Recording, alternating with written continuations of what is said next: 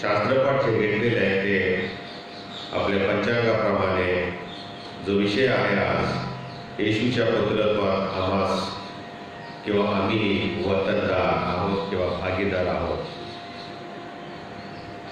आणि त्याला अनुसरून जे शास्त्रपाठ घेतले त्याचं आपण वाचन केलेलं आहे.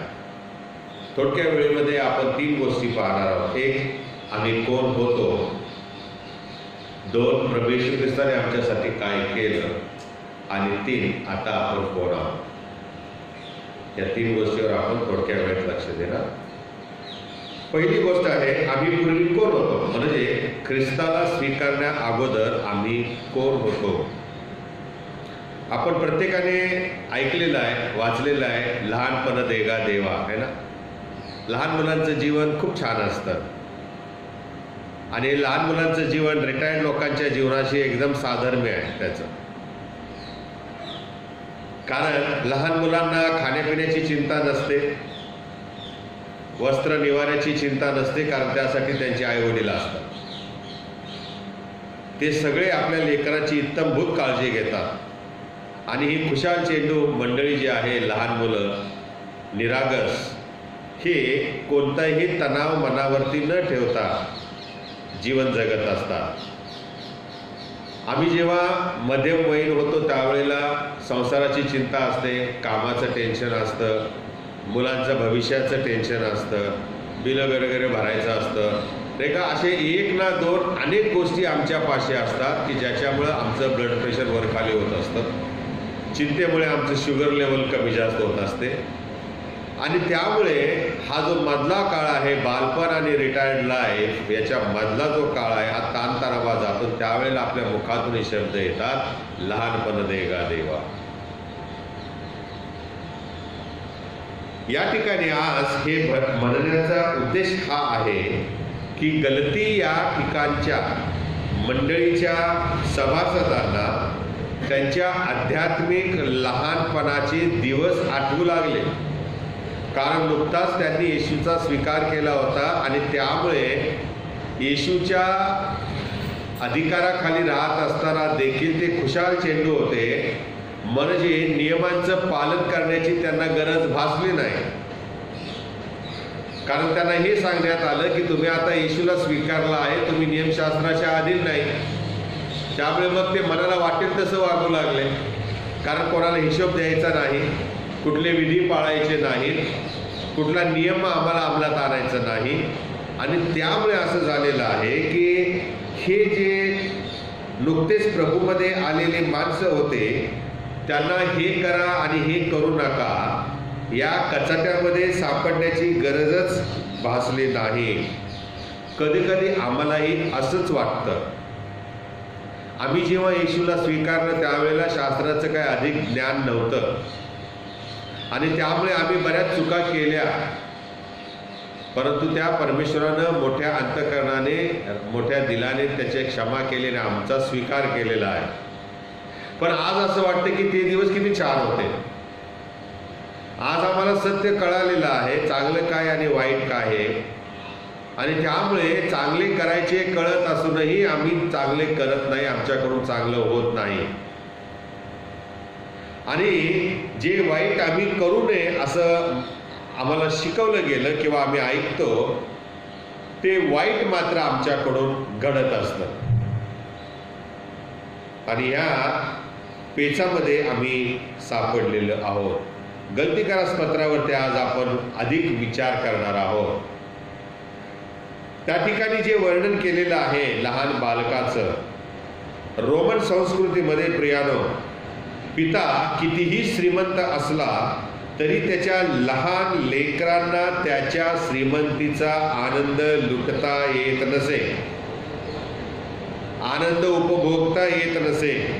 कारण श्रीमंतांच्या घरच्या मुलांची जबाबदारी त्या घरातील लोकांच्या मदतीसाठी किंवा सेवेसाठी असलेल्या गुलामांच्या हाती दिली जात असे. किंवा मुलं सांभाळायचं जसं आपल्याकडे डे केअर सेंटर आहे, तशा प्रकारे रोमन संस्कृतीमध्ये देखील पालक असायचे जे इतरांच्या मुलांची काळजी घेत असत.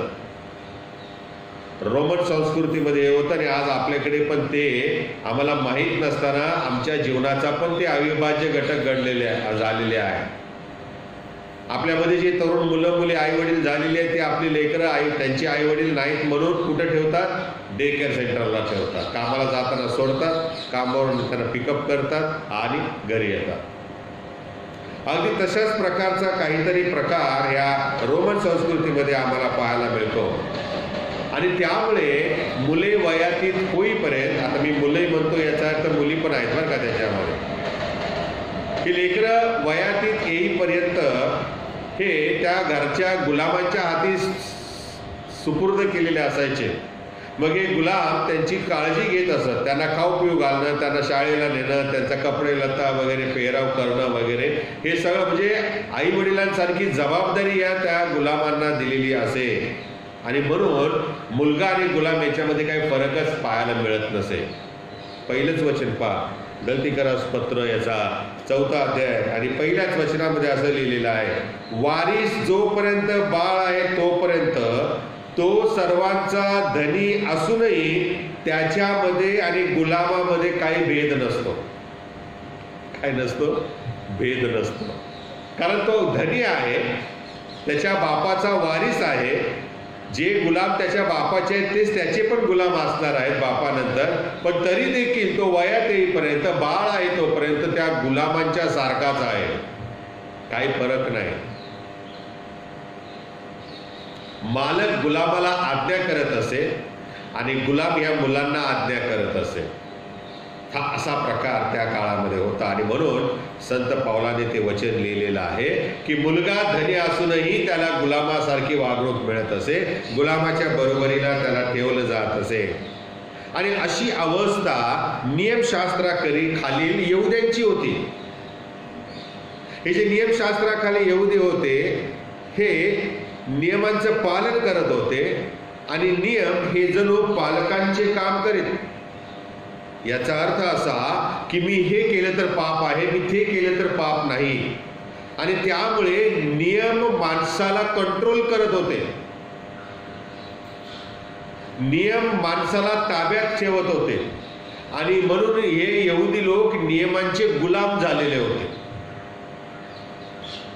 आणि मुख्य याजक शास्त्री परुषी जे होते हे नियमशास्त्राचे नियम त्या लोकांच्या गळी उतरवत होते आणि स्वतःचे पण नियम त्यांनी बनवले होते. आणि लोक अडाणी असतात प्रियानो, काय कोणी शास्त्र वाचत नाही, नियमशास्त्र दररोज कोण वाचणार आहे. आणि म्हणून मग अशा लोकांना स्वतःचे नियम देखील नियमशास्त्रात लिहिले म्हणायचं आणि त्यांच्यावर बळजबरी करायचे, असा प्रकार चालू झालेला होता. आणि म्हणून नियमशास्त्राच्या दास्याखाली हे लोक अडकलेले होते.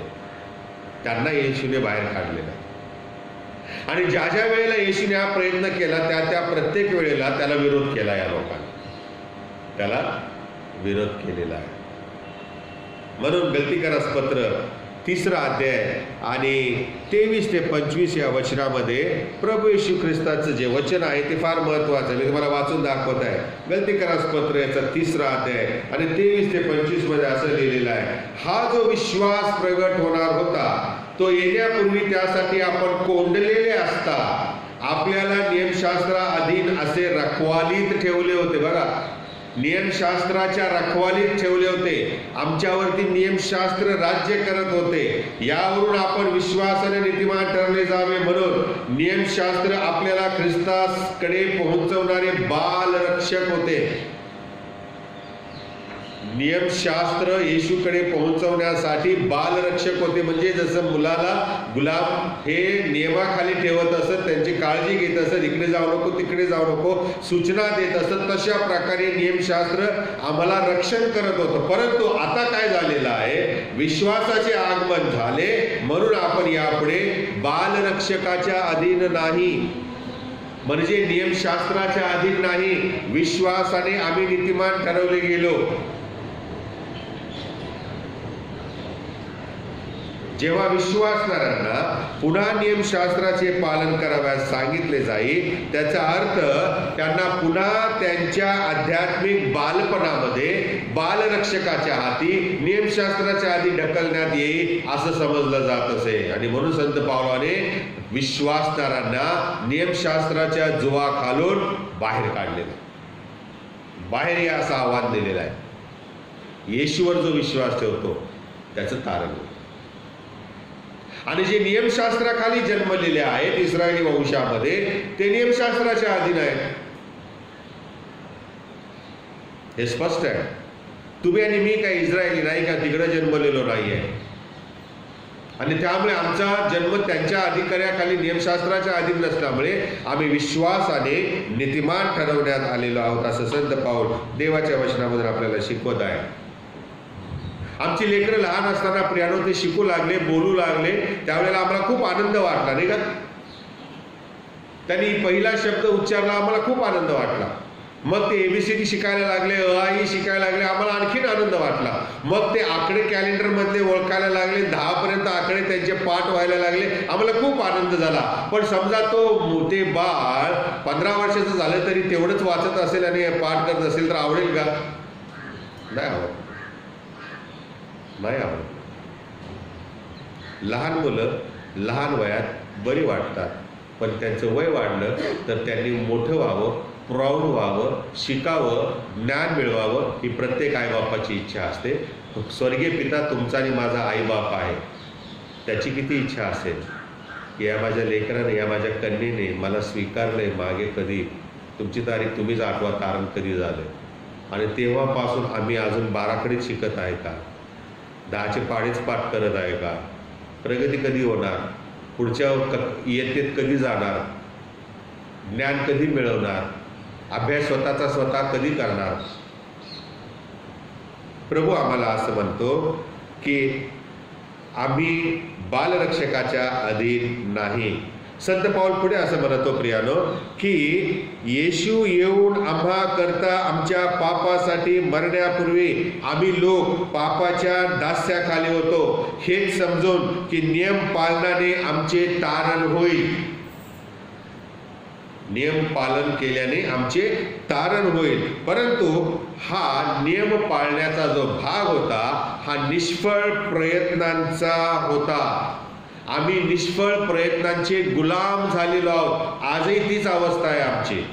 जरी आम्ही नियमशास्त्राच्या अधीन नसलो तरी देखील आम्ही अनेक वेळा निश्चय करतो, स्वतःला नियम लावून घेतो आणि मग त्याप्रमाणे आम्ही जीवन जगायला लागतो. अशी कितीतरी माणसं मंडळीत आहेत. मी पापी आहे, जोपर्यंत मी स्वच्छ होत नाही तोपर्यंत प्रभू भोजन घेणार नाही. आणि मध्येच जर जयख्रिस्त झाला तर काय मेल्यावर प्रभोजन पाजायचं त्याला? काही लोकांचं म्हणणं आहे मंडळीमध्ये की नाही, माझं जोपर्यंत मनाला पटत नाही तोपर्यंत मी बाप्तिस्मा घेणार नाही. पूर्वी पण असंच होतं. आणि मग बिचारे मध्येच जयख्रिस्त व्हायचे, मग त्यांना मेल्यावर बाप्तिस्मा द्यायचे. आणि संत पावलाने ते विरोध केलाय त्याला. मेलेल्यांचा बाप्तिस्मा होत नसतो. आम्ही कधी प्रियानो प्रभूमध्ये प्रौढ होणार आहे? आम्ही निष्फळ प्रयत्न करतो आणि त्याचे गुलाम झालेलो आहोत. म्हणून प्रभू आपल्याला म्हणतो की तुम्ही त्यातून निघा. तुमच्या विश्वासाने तुम्ही क्रिया करायला पाहिजे. क्रिया करून विश्वास ठेवायचा नाहीये प्रभूवरती. चांगलं वागून प्रभूवरती विश्वास ठेवणारे काय वाका प्रसंग आला, वाईट काय झालं की पुन्हा मागे जातात प्रभू पासूनला. कारण त्यांचा कर्मावर विश्वास असतो. मी एवढं चांगलं केलं मला असं कसं काय झालं, माझ्या घरात तर माझ्या जीवनात असं कसं काय झालं, जाऊ दे तिकडे, चर्चला जायचीच काय गरज नाही. कशाचं काय, देवाला दोष द्यायला लागतो. पण जो विश्वासाने प्रभूवरची विश्वास ठेवून क्रिया करतो तो काहीही झालं तरी शेवटपर्यंत तो प्रामाणिक राहतो प्रभू. हा फरक आहे प्रिया. इस्रायल राष्ट्राला जवळपास 1,500 वर्ष हे किंडरगार्टन मध्ये प्रभूने ठेवलं. असा प्रकार इस्रायल राष्ट्र 1,500 वर्ष असाच प्रकार करत होते. परमेश्वराने त्यांना भारीतले भारी शिक्षक दिले. किंडर गार्डन मध्ये असताना शास्त्री दिले, योद्धे दिले, न्यायाधीश दिले, राजे दिले, संदेष्टे दिले. काय उपयोग? आम्ही नेहमी आमच्या जीवनामध्ये प्रियानो अनुसरण्याची क्रिया करत असतो. दुसरे काय करतात हे आपण पाहतो आणि त्याप्रमाणे आपण राहण्याचा प्रयत्न करतो. शाळा महत्वाची आहे. शाळेमध्ये गेल्यानंतर आम्हाला संस्कार शिकवले जातात. शाळेमध्ये गेल्यानंतर आम्हाला ज्ञान प्राप्त होते, आमची प्रगती होते. चर्च ही तुमच्या आणि माझ्यासाठी एक अशीच प्रयोगशाळा आहे, ज्या शाळेमध्ये तुम्हाला मला शिकायचं आहे, मोठं व्हायचं आहे. चर्च हे असंच आहे प्रियानो. आमची उन्नती आध्यात्मिक जीवनामध्ये झाली पाहिजे. ज्याची आध्यात्मिक जीवनामध्ये पहिली प्रगती होते त्याची ऐहिक जीवनामध्ये आपोआप प्रगती व्हायला सुरुवात होते आणि ते आपल्या वैयक्तिक जीवनात देखील आनंदी, सुखी आणि आशीर्वादित होतात. पण जे पहिलं आपलं सगळं लक्ष ऐहिक जीवनामध्ये सुख कसं मिळेल याच्या मागे लावतात, ते आध्यात्मिक जीवनामध्ये रसातळाला जातात. मग सगळं असूनही सुख नाही. ऐश्वर्य पायाजवळ लोळण घेत आहे पण शांती नाही. हे का होतं प्रियानो? आम्ही प्राधान्य कुठल्या गोष्टीला द्यायचं हे चुकलेलं असतं. आणि म्हणून येशू ख्रिस्त म्हणाला की तुम्ही प्रथम त्याची धार्मिकता मिळवण्याची खटपट करा. First preference, first priority should be our spiritual life. आध्यात्मिक जीवनावरती जर आम्ही पहिलं नियंत्रण ठेवलं, त्याकडे लक्ष जर आपण दिलं, तर या सगळ्या गोष्टी तुम्हाला दिल्या जातील. म्हणजे देणारा तो आहे, तुम्ही घ्यायची पण गरज नाही, ते मिळवण्याची खटपट करण्याची गरज नाही, आपोआप दिल्या जातील. हो प्रिया. आणि म्हणून आयुष्यभर शिकत राहणं, प्रगती करत राहणं हे नेहमी प्रभूला आवडतं. आध्यात्मिक जीवनामध्ये आम्ही नेहमी त्या ज्ञानी लोकांसारखं प्रियानो प्रभूला स्वीकारलेलं असलं पाहिजे. गलतीकरास पत्रामध्ये आम्ही हेच पाहत आहे की गलतीकराची ही जी मंडळी आहे तिला नेहमीसाठी शाळेमध्ये ठेवण्याची आवड त्यांच्या नेत्यांना होती. त्यांनी नियमशास्त्रामध्येच जखडून राहिलं पाहिजे, म्हणजे त्यांच्यावर आमचं वर्चस्व राहील, आम्ही त्यांच्यावरती वर्चस्व करू शकतो अशी त्यांची भावना होती. आणि म्हणून संत पाऊल गलतीकराच्या मंडळीला पत्र लिहून सांगतो की तुमचे आता हे दिवस नाहीत शाळेतच राहायचे, शाळेत राहून शिकायचे. तुम्ही आता प्रभूला स्वीकारून किती वर्ष झाली, तुमची यवना प्रौढतेपर्यंत वाटचाल व्हायला पाहिजे, हे तो लिहितो. आणि ते वाचत असताना तो धडा आम्हालाही दिलेला आहे. आम्ही पूर्वीच्या आधिपत्याखाली होतो, त्या सैतानाच्या गुलामगिरीमध्ये होतो. आमच्या वाईट वासना, वाईट विचार, वाईट पाहणं करणं या सगळ्या गोष्टींच्या आम्ही आधिपत्याखाली होतो. आणि त्यामुळे प्रभूशी आमचं नातं कामापुरतंच असायचं. पण प्रभू येशू ख्रिस्त आला आणि आमची अवस्था त्याने बदलून टाकली. दुसरा मुद्दा आहे, देवाने आमच्यासाठी काय केलेलं आहे. त्याने तुम्हाला आणि मला दास्यामधून मुक्त केलेलं आहे. 4था अध्याय आणि त्याकडे मी वळत आहे. गलतीकरास पत्र 4था अध्याय. आणि असं लिहिलेलं आहे की बापाने ठरवलेल्या मुदतीपर्यंत जे लहान बाल पालकांच्या आणि कारभाराच्या स्वाधीन असते, तसे आपणही बाळ होतो तेव्हा जगातील प्राथमिक शिक्षणाच्या दास्यात होतो. परंतु काळाची पूर्तता झाली तेव्हा देवाने आपल्या पुत्राला पाठवले. तो स्त्रीपासून जन्मलेला, नियमशास्त्राधीन असा जन्मलेला होता. यात उद्देश हा होता की जे नियमशास्त्राच्या अधीन होते त्यांना त्याने खंडणी भरून सोडावे आणि आम्हाला पुत्रत्वाचा हक्क मिळावा. आम्हाला पुत्रत्वाचा हक्क मिळावा. तुम्ही पुत्र आहात म्हणून देवाने अब्बा आणि बाप्पा असे हाक मारणाऱ्या आपल्या पुत्राच्या आत्म्याला तुमच्या आणि आमच्या अंतःकरणामध्ये पाठवले आहे. किती सुंदर वचन आहे. प्रभू येशू ख्रिस्ताला देवाने पाठवलेलं आहे आणि तेही काळाची पूर्णता झाल्यावर योग्य समयी देवबापाने येशूला पाठवलेलं आहे. या भूतलावरती त्याला पाठवलेला आहे. मानवांच्या पातकांची क्षमा मिळावी, त्यांना पुन्हा स्वर्गाचा मार्ग उघडा व्हावा यासाठी देवाने ही योजना केलेली आहे. येशूच्या जन्माचा समय काळ येथे आम्हाला दिसून येतो. योग्य समय. प्रभू चुकणारा नाही. तो जे काही करतो ते नेहमी योग्य करतो आणि बरोबर करत असतो. आणि म्हणून प्रियानो, त्याचा म्हणजे येशूचा जन्म हा अचानक झालेला नाही किंवा येशूचा जन्म हा आपोआप झालेला नाही, येशूचा जन्म कुठल्या मानवी इच्छेने झाला नाही, तर येशूचा जन्म हा पवित्र आत्म्यापासून झालेला आहे आणि तो प्लॅन्ड आहे, योजनापूर्वक ठरलेला आहे आणि झालेला आहे. आणि म्हणून एका वाक्यामध्ये संत पाऊल येशू कोण होता, कोण कसा आला आणि का आला हे सांगतो. येशू कोण होता, तो कसा आला आणि का आला हे तो सांगतो. 5व्या वचनामध्ये आम्ही तुमच्या समोर वाचलेलं आहे की तुम्ही पुत्र आहात म्हणून देवाने अब्बा आणि बाप्पा अशी हाक मारण्यासाठी आम्हाला अधिकार दिलेला आहे आणि म्हणून त्याने आपल्या पुत्राला खंडणी भरून सोडवण्याकरता पाठवले. येशू कोण होता? देवाचा पुत्र होता. कशासाठी पाठवलेला आहे? खंडणी भरून देण्यासाठी. का आलेला आहे तो? आमची सुटका आम्हाला सोडवण्यासाठी आलेली आहे. तिन्ही गोष्टी संत पाऊल या ठिकाणी. सोडवणे याला इंग्लिशमध्ये रिडीम म्हटलेलं आहे आणि रिडीम याचा अर्थ आहे की बायबॅक पॉलिसी पूर्वी होती ना आपल्या मार्केटमध्ये. एखादी वस्तू आम्ही घेतली की 1-1.5 वर्षांनी विकायची असेल तर जायचं आणि ते पैसे थोडेसे घ्यायचे, परत दुसरी वस्तू घ्यायची. आता त्याला एक्सचेंज म्हणतात. पण ही बायबॅक पॉलिसी जी आहे, ही बायबॅक पॉलिसी परमेश्वराने अंमलात आणलेली आहे. जे आम्हाला परमेश्वराने निर्माण केलं आणि पापाच्या दास्याखाली आम्ही अडकले होतो, त्याला आम्हाला सोडवण्यासाठी परमेश्वराने, त्या आम्हाला पुन्हा विकत घेण्यासाठी परमेश्वराने आपल्या पुत्राला पाठवलं. त्याने आपला रक्त सांडलं, आपला देह दिला आणि आम्हाला परत बायबॅक केलेला आहे. परत त्याने आम्हाला विकत घेतलेलं आहे. खंडणी देऊन स्वतःच्या रक्ताची, स्वतःच्या देहाची मोल देऊन मुक्त करणे, असा त्याचा अर्थ आहे प्रियानो. आणि म्हणून येशूने आमची पापापासून मुक्तता व्हावी याकरता स्वतःचं रक्त सांडलेलं आहे. आमची मुक्तता व्हावी याकरता त्याने स्वतःचा देह अर्पण केलेला आहे आणि आम्हाला दत्तक पुत्र आणि दत्तक कन्या बनवलेला आहे. अडॉप्टेड चिल्ड्रन बनवलेला आहे. अडॉप्टेड सन्स अँड डॉटर्स बनवलेला आहे. आणि शतकानुशतके यहुदी लोक मसीहाची वाट पाहत होते, पण देवाचा समय हा परिपूर्ण होता. आणि म्हणून संत पाऊल एके ठिकाणी असं म्हणतो की आम्ही पापी असता सुसमयी ख्रिस्त आम्हासाठी मरण पावला. सुसमयी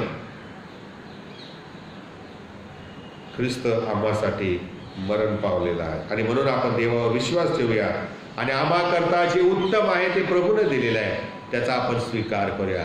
येशू ख्रिस्ताला आम्ही स्वीकारल्यानंतर आम्ही जे होतो ते बदलून आम्ही प्रभूमध्ये देवाची लेकरं होतो.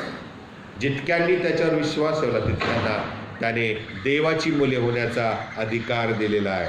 तिसरी गोष्ट आहे आणि ती म्हणजे आम्ही आता कोण आहोत. आणि मगाशी मी म्हटलो 4 अध्याय 6व्या आणि 7व्या वचनामध्ये की परमेश्वराने आम्हाला दत्तक पुत्र आणि कन्या बनवलेला आहे. आता दत्तक पुत्र याचा अर्थ काय प्रियानो? मला तुम्हाला थोडक्यामध्ये सांगू द्या. आता आपण पापाचे गुलाम नसून देवाच्या घरची मुले झालेलो आहोत. ज्या वेळेला येशूला आम्ही स्वीकारलं त्यावेळेला देवाने त्याची मुले होण्याचा म्हणजे देवाची मुले होण्याचा आम्हाला अधिकार दिलेला आहे. आणि आम्ही आता देवाच्या घरचे झालेलो आहोत. आम्ही आता देवाच्या मालकीचे झालेलो आहोत. आता आम्ही नियमांचे गुलाम नाही. आमच्या आईवडिलांचे आम्ही मुलं आहोत शरीराने, परंतु आत्म्याने आम्ही देवाच्या घरचे झालेलो आहोत.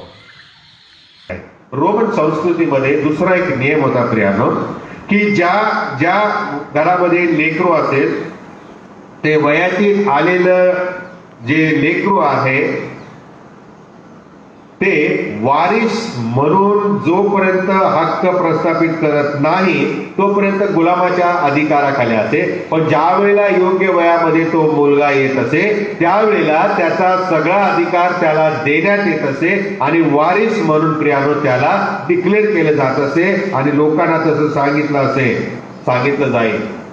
वारिस म्हणून जे अधिकार असत ते सगळे त्या मुलाला दिले जात असे. त्याला दुय्यम स्थान दिलं जात नसे. दत्तक मुला मुलींना दुय्यम स्थान नाही तर प्रथम स्थान दिलं जात असे. आपल्या लेकरांसारखेच लेकरांप्रमाणेच त्यांचा स्वीकार करून त्यांना अधिकार देणं गरजेचं आहे. आम्ही परमेश्वराची निवड केली नाही तर परमेश्वराने आमची निवड केली. येशूच्या मुखातले शब्द आहे. आणि म्हणून प्रियानो, आम्ही त्याच्या घरचे झालेले आहे. तो आमचा पिता झालेला आहे. त्याने आम्हाला पसंत केलेले आहे. करायचे म्हणून नाही, बळजबरीने नाही, तर त्या देवाने आमच्यावर प्रीती केली म्हणून आम्ही त्याच्या घरचे लेकर झाले. हो प्रिया, आमचं नातं आता बदललेलं आहे. आम्ही या जगाचे नाही म्हणून संत पौल म्हणतो आमचं नागरिकत्व कुठे आहे? स्वर्गात. आमचं घर कुठं आहे? स्वर्गात आहे. आमचा पिता कुठं आहे? स्वर्गात आहे. आमची माऊली कुठं आहे? स्वर्गात आहे. आम्हाला तिकडे जायचं आहे. आम्ही त्या घरचे झालेलो आहोत, नाही का? आणि म्हणून आमचं जीवन या भूतलावर देवाला आवडेल असं असलं पाहिजे. दत्तक लेकर सर्व अधिकार, सर्व संपन्न, सर्व सुविधांनी युक्त असतात. येशूमुळे आम्ही देवाच्या घरचे झालेलो आहोत, त्याचे वारीस झालेलो आहोत. यामध्ये देवाचा आमच्याबद्दल असलेला जिव्हाळा, त्याचं प्रेम, त्याची आस्था, त्याची आपुलकी आम्हाला पाहायला मिळतात. ही योहानाने ओळखली आणि म्हणून तो म्हणाला देवाने जगावर एवढी प्रीती केली की त्याने आपला एकुलता एक पुत्र दिला, यासाठी की जो कोणी त्याच्यावर विश्वास ठेवतो त्याचा नाश होऊ नये तर त्याला सार्वकालिक जीवन प्राप्त व्हावे. शास्त्रात असं कुठंच लिहिलं नाही की जगातले सगळे माणसं देवाची लेकरं आहेत. लिहिले का कुठं? जगातली सगळी माणसं देवाची निर्मिती आहेत, पण सगळी माणसं प्रियानो, सगळे स्त्री पुरुष काही देवाची लेकरं नाहीत. कारण शास्त्रामध्ये असं लिहिलेलं आहे, मगाशीच मी वाचलेलं आहे, जितक्यांनी येशूवर म्हणजे त्याच्या नावावर विश्वास ठेवला तितक्यांसच देवाची मुले होण्याचा अधिकार दिला. बाकीचे बाहेर, बाकीचे बाहेर. जगातली सगळीच माणसं देवाची मुलं नाहीये. निर्मिती आहे, पण आम्ही त्याच्या घरचे तेव्हाच होतो जेव्हा त्या येशूचा स्वीकार बायबल सांगतो. आणि म्हणून प्रियानो, आम्ही देवावर प्रेम करावं कारण त्याने आम्हावर प्रेम केलेलं आहे. आम्ही देवाच्या घरचे झालेलो आहोत कारण त्याने इंटरेस्ट घेतला आणि आम्हाला आम्ही जे परके झालेलो होतो त्या आम्हाला आपुलकीने जवळ केलेला आहे. आणि तो आमचा पिता झाला, तो आमची माऊली झाली. आणि म्हणून नारायण वामन टिळकांनी हा देवाचा गुण ओळखला आणि ते म्हणाले ख्रिस्त गुरु माय माझी माऊली. सुंदर गाणं आहे. त्याचा मतितार्थ फार घन आहे प्रिया.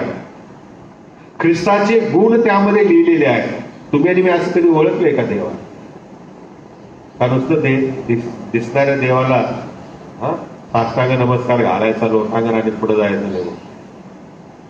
रविवारला चर्चला येणं म्हणजे हा असाच प्रकार आहे काहीतरी. आम्ही देवाला जवळून ओळखणं, वैयक्तिक रीतीने प्रभूला ओळखणं फार गरजेचं आहे. आणि म्हणून गुलाम आणि दत्तक यामध्ये फार फरक आहे प्रियानो. काही फरक तुम्हाला सांगतो म्हणजे तुम्हाला कळेल. गुलाम हा प्रियानो आम्हाला पाहायला मिळतं की त्याला विकत घेतलेलं असतं, परंतु मुलाला विकत घेतलं जात नाही कारण मुलगा हा बापाच्याच घरी जन्मलेला असतो. मुलगा हा मुलाला बाप असतो, परंतु गुलामाला बाप नसतो, गुलामाला मालक असतो. दुसरा फरक आम्ही पाहतो, मुलगा वडिलाच्या गुणांचा असतो पण गुलाम मात्र वेगळाच असतो. तो वेगळाच असतो. ज्याची सेवा करतो त्याचे गुण काय त्याच्यामध्ये दिसून येत नाही.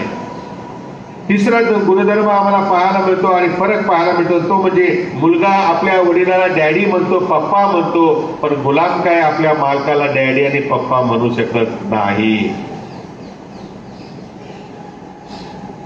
मुलगा प्रेमाने बापाची आज्ञा पाळतो, पण गुलाम भीतीने आज्ञा पाळतो मालकाची. नाही पाळली तर कामावर काढून टाकेल. भीतीने आज्ञा पाळणं आणि खरोखर मनापासून प्रेम करून आज्ञा पाळणं यामध्ये फरक आहे प्रिया. मुलगा हा वारीस असतो, गुलाम वारीस होत नाही, तो गुलामच राहतो. त्याला जर दत्तक म्हणून मालकाने घेतलं तर तो दत्तक पुत्र होऊ शकतो, पण मालकाचा खरा मुलगा काय तो होऊ शकणार नाही. पुढे आम्ही पाहतो प्रियाला फरक असा आहे की मुलगा जो आहे तो बाप निघून गेला तर घाबरतो, पण जो गुलाम आहे तो मात्र मालक येत आहे हे पाहून घाबरतो. फरक लक्षात घ्या बरं का. मुलगा आपल्या वडिलापासून अलिप्त झाला, वेगळा झाला तर तो घाबरतो, माझे डॅडी मला पाहिजे. पण गुलाम मालक येत आहे पाहून घाबरतो. तुम्ही आणि मी गुलाम आहोत का पुत्र आहोत दत्तकपणाचे, येशूचे देवाच्या घरचे आहोत का, हे फरक कळावा म्हणून मी हा फरक सांगत आहे. पुढे आम्ही पाहतो प्रियानो की जेव्हा आम्ही देवाबद्दल विचार करतो तेव्हा आनंद होतो का भीती वाटते. जर भीती वाटते तर आम्ही अजूनही गुलाम आहोत, आणि जर आम्हाला आनंद वाटतो तर आम्ही देवाच्या घरची लेकरं आहोत, देवाची मुलं आहोत. आम्ही कशाला जायचं, मृत्यूला आम्ही कशाला घाबरायचं, या जगातल्या अडचणींना, अडीअडचणींना, आजारांना आम्ही का घाबरावं. गुलाम घाबरतात, मुलं घाबरत नाही, कारण त्यांना माहिती असतं की ज्याचा मी मुलगा आहे तो माझ्यापेक्षा समर्थ आहे. गलतीकाराची मंडळी ही दुःखी होती कारण नियमाने त्यांना जकडलं होतं. आज आपण विश्वासाने ख्रिस्ती जीवन जगत आहोत, इतरांची अपेक्षा पूर्ण करण्यासाठी, त्या देवाला संतुष्ट करण्यासाठी. लोक काय म्हणतील म्हणून आपण आचरण करत आहोत चांगलं, का देव पाहत आहे म्हणून आचरण करत आहोत. या गोष्टीचा आपण बारकाईने आज विचार करणार आहोत. आणि जर प्रियानो असं जीवन जगत असो तर प्रियानो ह्या जीवनाला काही अर्थ नाही. आम्ही गुलामीमध्ये अजूनही आहोत, वाईटामध्ये अजूनही आहोत. पण जर आम्ही खरोखर प्रभूला स्वीकारलेला असो तर मनापासून त्याची उपासनाने, आराधना करणारे, त्याला आवडेल असं जीवन जगणारे आम्ही असो. निवड तुम्ही करायची आहे. गुलाम बनून राहायचंय का पुत्र बनून राहायचंय, कन्या बनून राहायचं. आपण प्रार्थना देवबापा, आम्ही तुझी स्तुती करीतो, तुझ्या नावाला मान, महिमा आणि धन्यवाद देतो. तू आज परमेश्वर तिथे आम्हाला या ठिकाणी आणलंस, तुझ्या वचनातून प्रभू तू मार्गदर्शन केलंस. प्रभू आम्ही तुझ्या वचनाप्रमाणे जीवन जगावं. तुझ्या घरचे आता आम्ही झालेलो आहोत. आम्ही वाईटाला आम्ही चिटकून राहू नये, तर ते सोडून आम्ही तुझ्या मागे जावं, तुझ्याप्रमाणे चालावं असं येशूच्या नावाने आमेन.